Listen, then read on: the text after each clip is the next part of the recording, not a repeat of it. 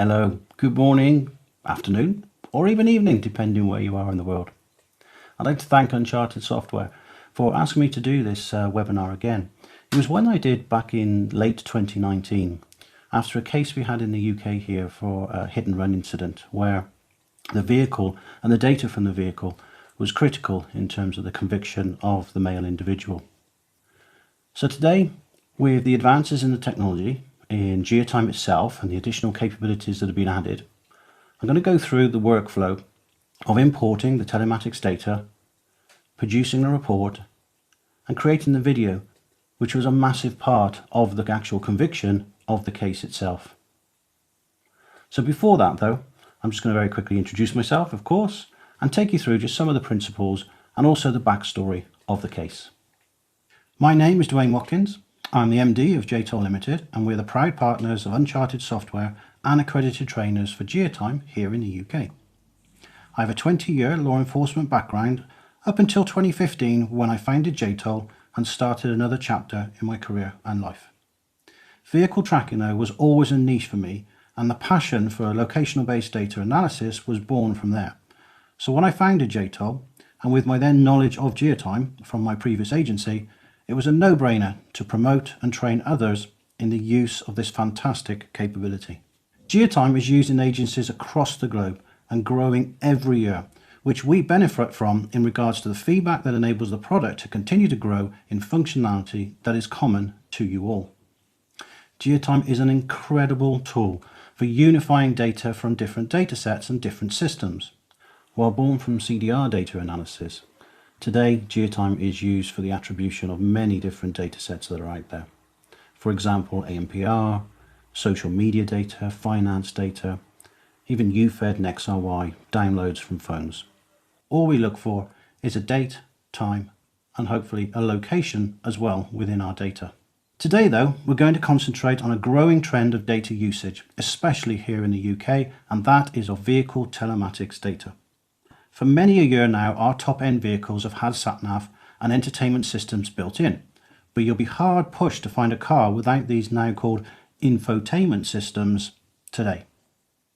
And with the cars becoming even more technically advanced, being run on tens if not hundreds of CPUs, it's not a surprise that there may be a lot of data that can be of use to the investigator when evaluating a crash scene. But this same data recording can be the nail in the coffin for many criminal cases as well. Hidden in the depths of the vehicle or behind the dash, it can vary considerably between manufacturers. There will be data recordings held on EEPROM, a chip that can record and re-record essentially, and or a computer hard drive, no different to what's in your laptop today. There are manufacturers out there today that specialize and can support these extractions. Burla, with their IVE tool capability, is one that we support the data output from within our Glimpse capability. On the slides, you can see just a couple of pictures showing on the right-hand side is an EEPROM, and on the left-hand side is a hard drive. Today, I'm going to walk through a real case study from January 2019, where GeoTime was instrumental in the conviction of a male involved in a fatal hit-and-run incident involving an 18-year-old student. So just to give you a bit of a backstory to the data extraction that we're going to be working with, the male that we are going to be talking about left home in his Mercedes vehicle at 01:30 on the 19th of January. This was in 2019. He was later seen by a police traffic officer driving erratically. After viewing this behaviour, the traffic officer decided to pull the male subject over to make some inquiries. The traffic officer turned on the blues and twos, to requesting the male driver to pull over. Unfortunately, he did not, and just sped away. Now later it was known that the male subject was actually over the alcoholic limit, so this is probably the reason why he decided not to stop. The fatal incident occurred in the chase that ensued as the student crossed the road to catch a late bus into town. Officers stopped to attend the casualty, and the subject sped away without even flinching.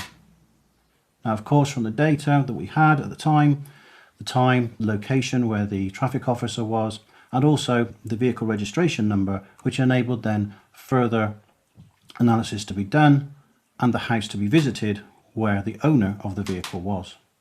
So let's get straight into the analysis. Following a home visit by the local police and a denial from the subject that he was in the area, a warrant was granted for the interference of the vehicle and the data downloaded from the infotainment system. So let's first take a look at the data that was downloaded, and then we have some further information that we are going to import into GeoTime to assist in the reporting of our findings. So let's crack on.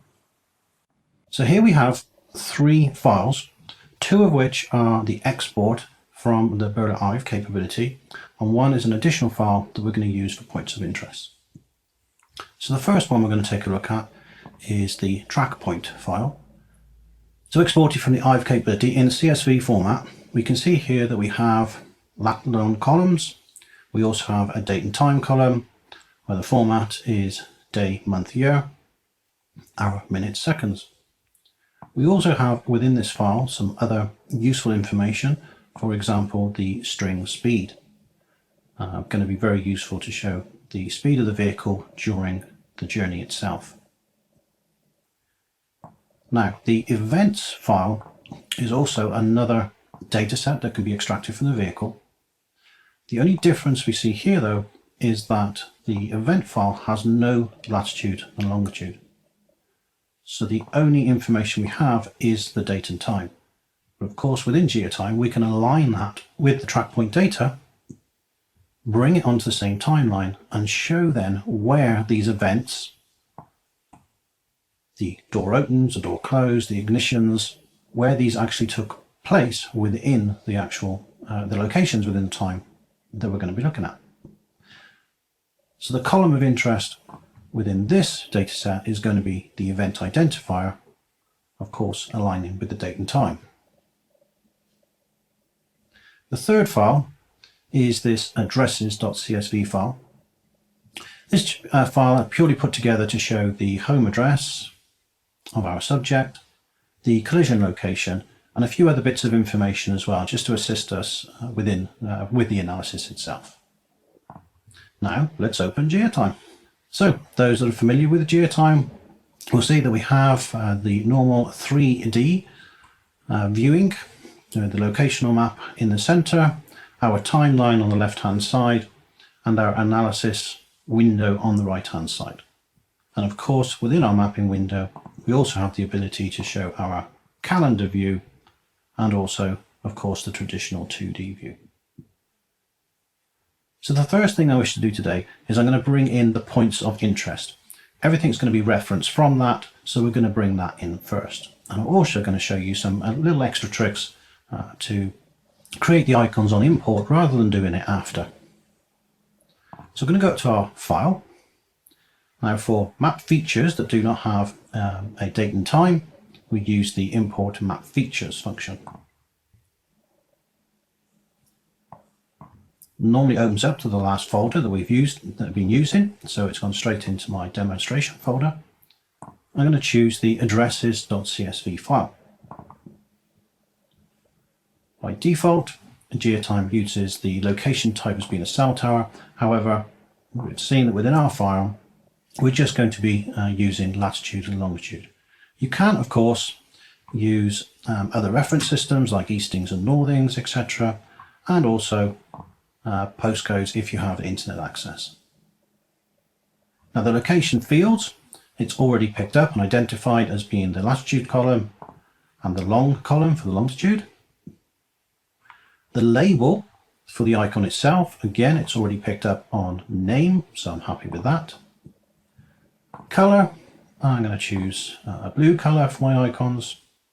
And the icon type, I'm going to choose depending on a column I have within my file. And that column is the icon column. So you see here, I've got icon column. And I'm going to assign icons based on the name that is in that column. So I've labeled them appropriately.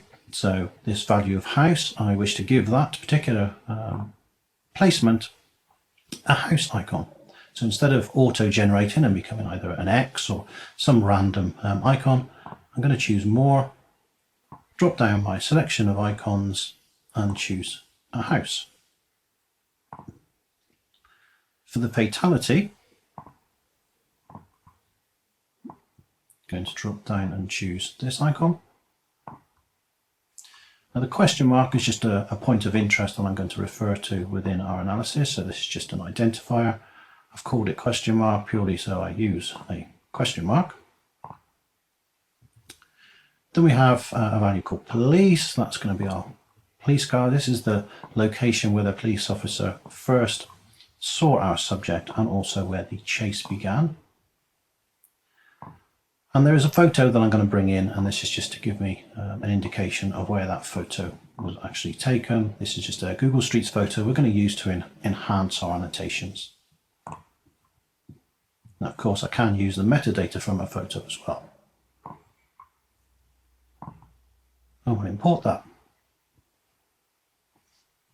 And here we see now we have the home location, as said, just to the east of Leicester. We have this location with the question mark we're going to have a look at. We have location of the photo we're going to be bringing in, the location of where the actual police officer first identified our subject driving erratically. This is where the chase actually ensued, and this is the location where the student was crossing the road and unfortunately lost his life, or his life was taken from him, I should say. Now the collision location, obviously we have a date and a time for that, so it makes sense now to make that pure location into an event, and then when we look at the data we'll be able to see if it actually aligns with the timing from the track point data that we're going to be importing. So to do that, I'm going to click on the icon. I'm going to go up to Tools, Create, and we're going to go to Create Event. Opens on my other window. So it's asking us for the date and the time and even the duration of the event itself. So we know they took this according to the officers and their records from their vehicles. This happened on the 19th of January 2019, and it was actually at 01:32 in the morning. And then just to allow for a few inaccuracies, or a little inaccuracy maybe from their recording, we're just going to make the duration of this 30 seconds, just so we can give a little representation of the potential time difference there might be in the clocks. So click OK. So we've now given this event, this location now an actual date and a time. So the next thing we need to do is import our data. So we're going to import the track point data and also the event data. But to do this, this is one of the enhancements that's happened from the original time when this case was actually done, is that GeoTime and GeoTime Glimpse, our import capability, now takes in the exported format from Burla Ive. So we're going to do that from GeoTime itself, and we have the subscription for our Autodetect built in. Now if you are using the offline tool, Glimpse Offline, it is the same formatting engine behind the scene, and this particular window is exactly the same as well. So the workflow is very similar. The only difference is once the data is into the offline capability, we send it to GeoTime and then open from there, whereas this is now all integral. So we're going to go and grab our track point data. So I have my two files that we saw, those two Excel files. I'm going to drag them onto this screen. And what the Autodetect does is, as by the name, it recognizes what the file format is. Now it could be UFED data, XRY, it could be phone records, in the UK it could be JSON data, or even other CDR datasets. But in this instance, as we see, it's recognized that it's Burla events and Burla track point. Perfect. Gives us the date, time, window of the actual data that's been imported as well, and how many have locations and how many do not have events within them, events with no location, which we know that the events file does not. We're now going to save that to a file that we can then use later. So GeoTime will request a location just to save this file for reference purposes. So we're going to save it into our demo folder. And we see here then that it loads up and uses one of the default templates that we have within GeoTime. The default template we're going to use is the format 2 GPS points. We have no phone arcs or anything like that. It's purely latitude and longitude, so that's what we're going to import. Click on import. Now, of course, we know that again that the event file has no location, so GeoTime is just informing us that it's going to create what we call interpolated points for those particular events. Here we have our locations, we have our track point data in this lovely lime green, and here on the right hand side we have our event data. So the first thing I'm going to do, I was going to open up in my charts window over there on the right hand side. I see now I have my entity, so this is the location of the accident itself, which we could of course rename. I have the event file and we have the track point file. First thing I'm going to do is I'm going to choose, and just to color this just so it's a little bit more obvious, and these are the colors we will use during our analysis. And also I want to capture this into my report as well, so I'm going to start creating my report now in my report window.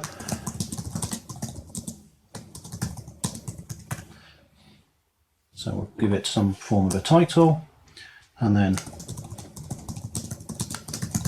first thing I'm going to do is just want to capture kind of the overview of everything that we have. So I'm just going to highlight this overview of the data. I'm going to click on my camera to capture this. There's one other thing I'm going to do at this point as well. So when data is imported using autocorrect, using our Autodetect, my apologies, the data is brought in as a single file, and it's known as the compact file. What I may wish to do later in my analysis is be able to pull out just the track point and just the event files.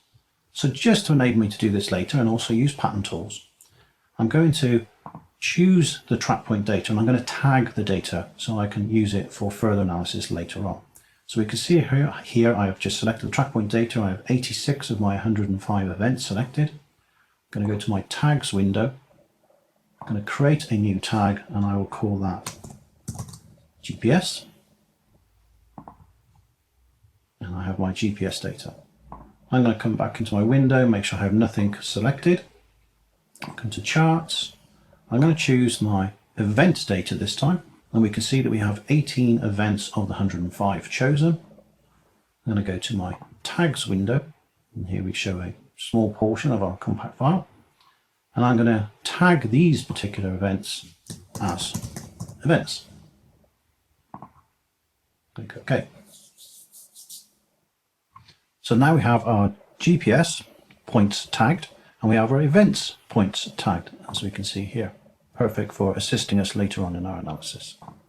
So now what I wish to do is just have a general look at what I have here, and we obviously can see that the data points themselves looks like they started from our home address. We can assist with that within our display settings. We have our directional trail. That will just put our arrows on our trail line between our events. So we can now see that the point started on the 19th of January at 01:23 and flowed through down the road and past where we know that the police officer was. So definitely seems to be around there at the same time as what the officer has stated. And also down past the collision point itself as well. Now, of course, using GeoTime, we've got a couple of ways we can very quickly review this as well. We have our timeline on the left-hand side. I'm just going to drag that up. So we're now only looking at the first couple of points within our data set, and I can very simply drag that down, just like a very quick replay, and view our subject, or the data from his vehicle anyway, traveling down past our officers and past the location of the incident. But we know that we've given this an event, so if I use our 3D view, let's have a now closer look at the actual incident itself. Now we can see here, I'm just going to kind of zoom in on this area. So this was the location of the incident. We put a time in of 01:32, and we just allowed 30 seconds, like I said, for just allowing for some potential clock differences, etc. So we can see that the actual timing of the incident was exactly around the time of our subject passing by and coming down this road. We can also view this in our our calendar format as well. So here's the subject turning into the road. We have an event file just before our incident, and we have an event file just after our incident. And as we can see from the movement, our subject doesn't even stop, he just continues on. So as we were looking at this, there was one part that that stood out, and this was the fact that the officer had said that he was driving erratically. So this is maybe one thing that we want to actually try and show. So one way we can show this is speed. So we could utilize the speed that is within our files. So that's the first thing we're going to do.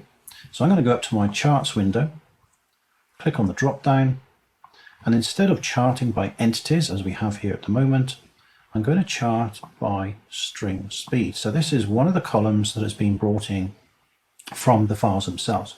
And when they're brought in raw, we get this little tilde sign in front. Everything else is populated by GeoTime from the actual data, of course, but these are actually raw columns. So if I choose the string speed column, we now have all the individual metadata from that column within our file. We can see there's lots of ones, but there's also a couple of 29.6 miles an hour here. This is very difficult to view. So what we can do is let's color these speeds. That's another way. So we can use our event color drop down here. And instead of using distinct colors, I'm going to use a range of colors going from red to blue. But again, very difficult to kind of understand here what we're trying to portray. So we also have a way of grouping the speeds into 10 to 20 mile an hour, 20 to 30, just again, give us that better representation. So we can chart our rows as numeric values. So we click on this little text box here. And now we can see we've got some events that had no speed. We've also got then 0 to 10 up to 80 to 90 miles per hour. So again, just going to reapply that color blend from red to blue, red being obviously the slowest and blue being the fastest in this instance. Now what we can see is that if I were just to show you, choose everything below, double clicking on 30 to 40 and just choosing these, or I could have done a shift and select. Now just showing only the events that were less than 40 mile an hour. So just allowing for a little bit of discrepancy, since these roads are all 30 miles per hour. And that is just something to reference and think about later on. So all these roads are 30 mile an hour. Yet he only seems to be doing 30 mile an hour on a few occasions and slowing down to turn left at a roundabout, for example. Now if we look at the points that are 40 to 90 miles an hour, I think you can see that there is a lot more. So it's a good way of just potentially representing at least that during this journey, but most of this journey, this particular individual definitely was speeding. So something to put in our report.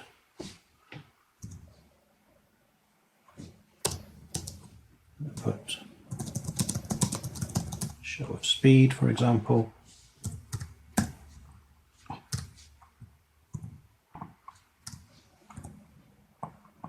And we'll click on that. So the next thing we want to do is also capture the table. Since these speeds have no reference, we need a legend for them. Now we have that currently in our charts window, so what we want to do is capture this into our report as well, so that we can kind of overlay them within our PowerPoint a bit later on. So I'm just going to put the speed legend in there as well, which I can stop putting capitals in. Highlight those, and instead of just clicking on the camera, if I click the down arrow next to the camera, we'll see that we've got other windows that we can capture within GeoTime. The one we want at the moment is the charts image. So now we have a capture that we can use to overlay onto our view of the entire journey and where he was particularly speeding. So that's one way of showing it, but in our final report we are going to do it in a slightly different way. Now the other thing to also note was during our replay, so I'll show all the data again now. You may have noticed that as I drag down, that at this point here, if I keep my mouse on the window, it would help. At this point here, he seems to be stationary for a while before he moves on. So let's have a little look, a bit more in-depth look at this point in itself. So using the power of GeoTime, we can see this vertical line. Now we know that a vertical line is no movement over time. So if I fit selected, you can see that the vehicle arrived at this point, was stationary for a while, for a good minute, before again moving off. So why was he stationary? Now again, looking at the events, using our calendar view, we can see here on the right hand side, there are events we have no location, that we actually have a couple of events that seem to have appeared at that time as well. If I just float over and look at the metadata behind this, you can see that the timing, of course, is the same. But if we look at the bottom of the window here, we see event identifier. You can see front left door closed.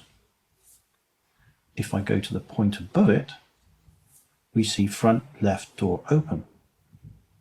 So this then gave an indication to the officers that potentially our subject may have picked somebody up, which also then led to a lot more of work to be done, because now there's a potential witness in the car that they now need to try and identify.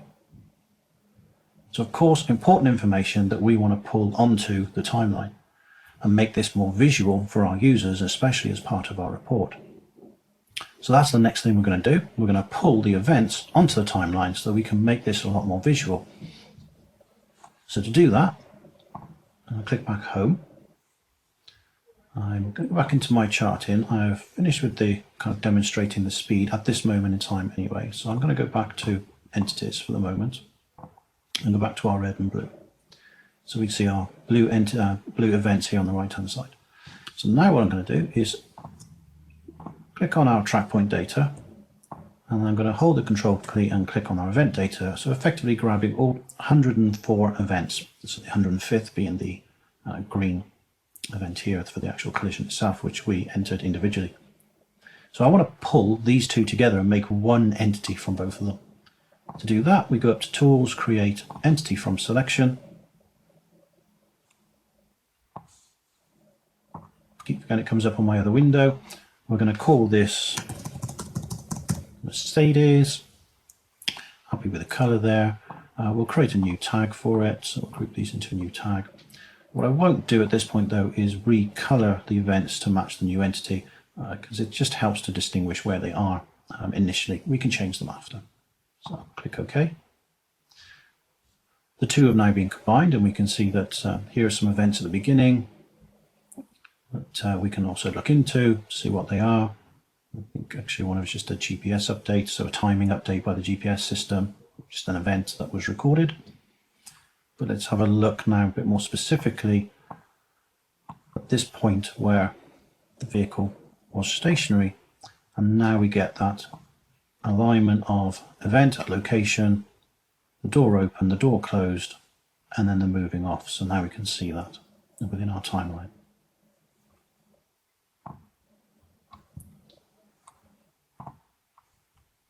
Now the next point to look at was also the vehicle itself was seen by the officer at this point here, said to be driving erratically, and even said to be actually overtaking a vehicle at the time, which was some other information. It just so happens the GPS of this vehicle is actually very accurate, and if I zoom in a little bit, it's just worth kind of recognizing, I guess, that okay, in the UK we drive on the left hand side of the road, so we can see as he's heading southwest, the events are nicely recorded on the left hand side of the road. And as I move the map northwards, we can see the movement towards the middle of the road, to the right hand side of the road, so as if he's overtaking, and back to the left hand side of the road. So really quite accurate, and again corroborates what the officer was saying, that he actually saw him overtaking, and the speed of which the overtaking was done was something that really highlighted that he decided he was driving erratically and wished to pull him over. So we now see some additional information to kind of give us that. So what we now really need to do is annotate this as well. So we want to kind of show the speed during this journey, the movement from here, and then further on later in the journey itself, where the subject went, what did he actually do after, and is there anything in this data that can assist us in identifying, for example, the passenger that we now feel may have been picked up. And there were a couple of things. If I just kind of flow this forward here, we can see that after the actual collision, the subject went into a cul-de-sac only for a short period of time, so it looked like potentially looking to see if the officer was still chasing him. Of course not, he was dealing with the collision itself and the fatality. And then the eventual end of journey, where we can see also events occurring as well. Now these events also very useful because it enabled the officers to identify the exact date, time of when the subject and the potential other person got out, and therefore they were able to find CCTV footage from nearby houses, and which were then used to identify the subject and also the passenger, that was in the vehicle, as we do have passenger and driver door opening and closing in these points, which I don't need to go into as part of this little analysis. So what I now wish to do, I'm going to start to create my report, or start to prepare this for my video that I'd like to create, and show you how one of the ways that the officer did this. So what I'm first going to do is going to zoom in onto these particular events themselves. So I'm going to choose this event, and I'm going to add an annotation to it because I wish this to kind of pop up as we're reviewing the information. So I'm going to choose on a detailed call out. I wish to have the date and time in there, and what I also want is the event identifier, because I want it to tell me that the door is open or closed. So I'm going to create that, check that out. So we've got the date, time, and the front left door open.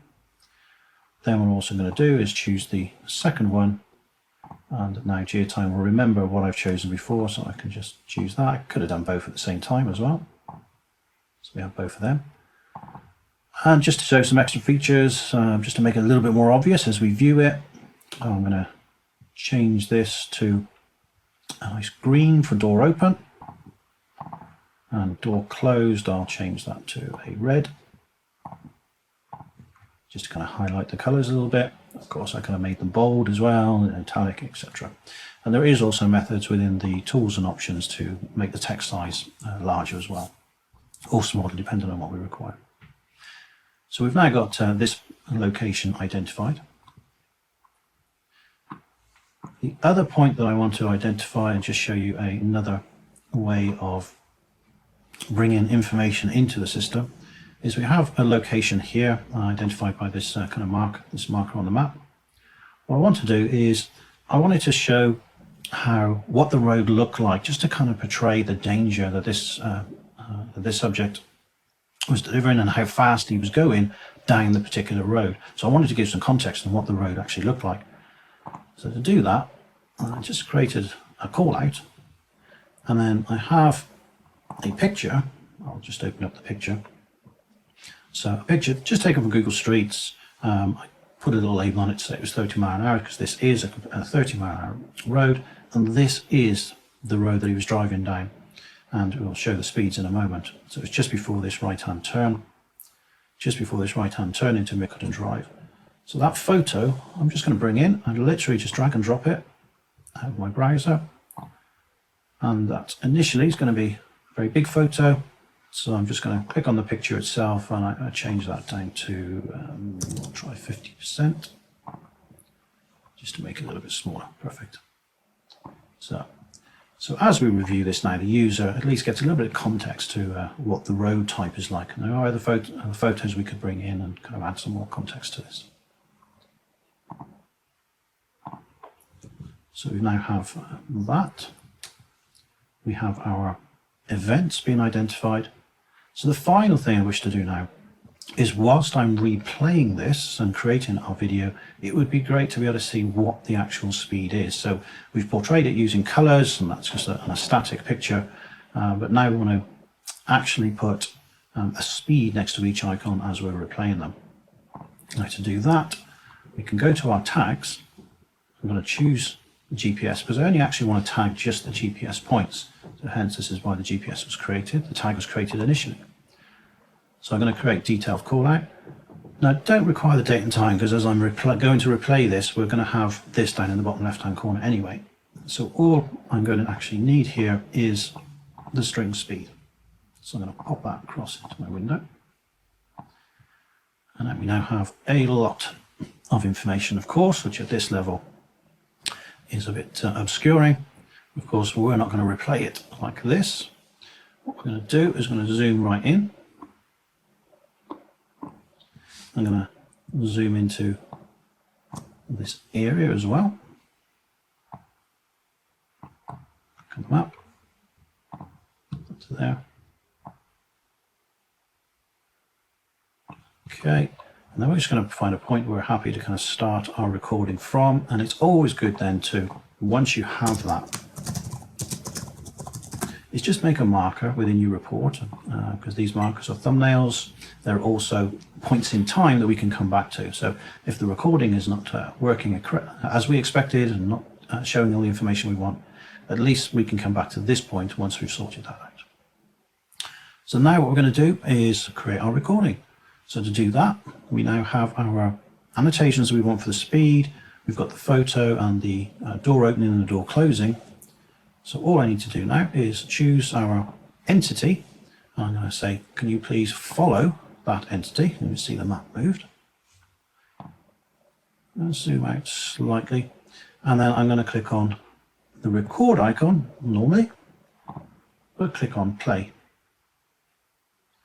And then what we now have is the ability to, what would be happening is this would now be recorded whilst it's actually replaying. And as you can see,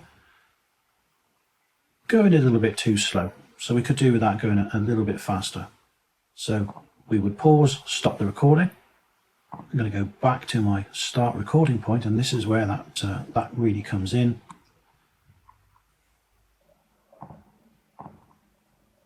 And then we'll hit our record and play.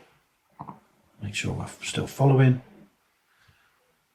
And then we get to go a little bit faster, and we choose a speed that we feel represents the movement and the ability to read the annotations, of course, in an easy way. So as we now see the movement, and we saw that doing 40, 50 miles an hour, up to 50 again. So now he's reached that point where we believe that he picked up a subject, and as we know after from the camera footage, etc., that was taken from this point, actually a house at this point. Then we see him take off, now doing 50, 70 miles an hour down this road here, hence that view. The officer saw him overtake a car, turns round, and it was at this point where he actually picks him up. Again, the subject does not stop, he carries on, picks up his speed again, doing over 60 mile an hour, 70 mile an hour, after he's also now taken out our student. The officer, of course, has stopped at the incident to deal with the fatality.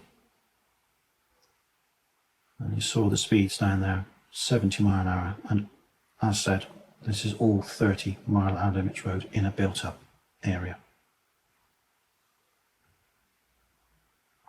So we capture those recordings.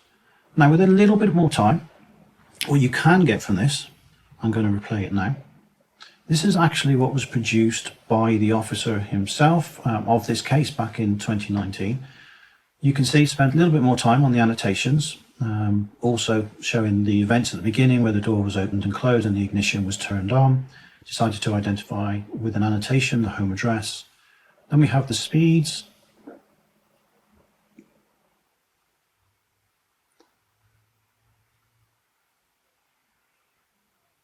And the movement down these roads again. Now it was this particular video that was actually shown to the subject, which, not surprisingly, led him to then pleading rather than denying the fact that he was involved and driving this vehicle.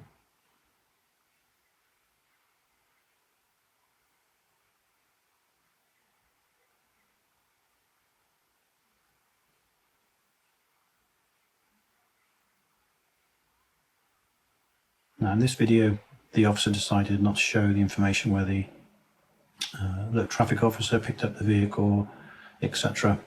He just chose to show purely the speed that the subject was driving at and the timing in relation to the incident itself.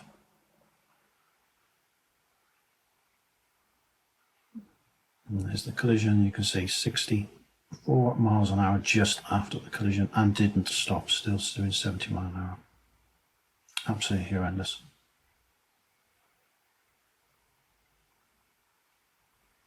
Okay, so we now have our recording, we have some information and an overlay that we can put out into our report as well.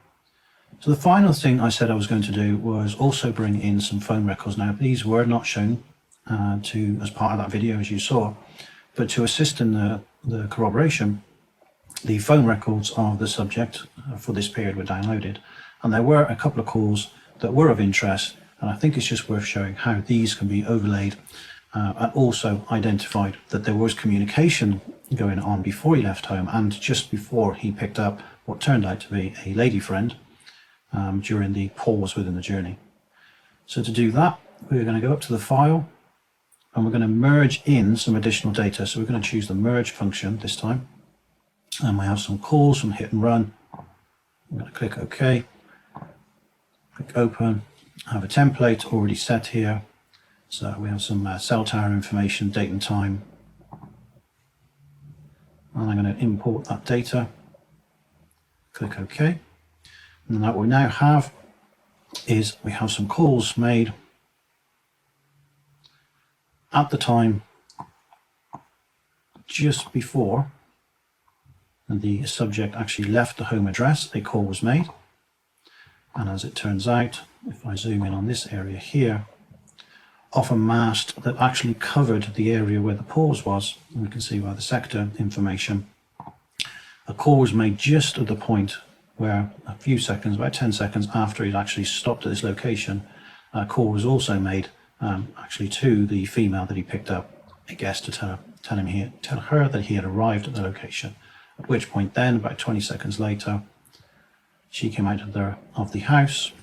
And as we know, we put the door open, the door closed, and they continued the journey. So again, additional damning evidence to show that he was communicating with the person that they identified from the CCTV as well. Okay, I hope you found that of interest. I hope you picked up some new little tricks and just some ideas of how to show the information, some little features within GeoTime itself. And if you have any questions, please feel free to contact Uncharted at support@geotime.com, or even myself at support@gtol.co.uk. Really appreciate your time, and I hope you have a wonderful rest of your day.